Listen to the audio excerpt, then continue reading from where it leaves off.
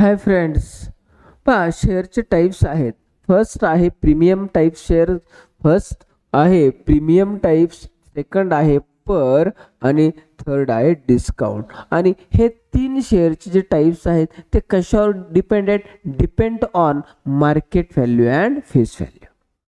Depend on market value and face व्हॅल्यूचे जे price आहेत त्याच्यावर शेअरचे तीन टाईप्स पडतात. पहिला प्रीमियम, दुसरा पर, तिसरा डिस्काउंट. मग आपण पाहूया प्रीमियम म्हणजे काय.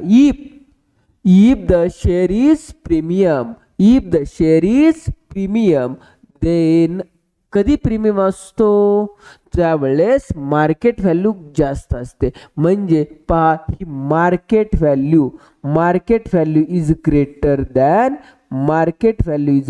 दॅन फेस व्हॅल्यू असेल तर ह्या ठिकाणी ह्या शेअर्सलाच काय म्हणतात, प्रीमियम. म्हणजे मार्केट व्हॅल्यू या ठिकाणी 15 आहे आणि फेस व्हॅल्यू त्याची काय आहे, 8 आहे. म्हणजे 15 ग्रेटर आहे.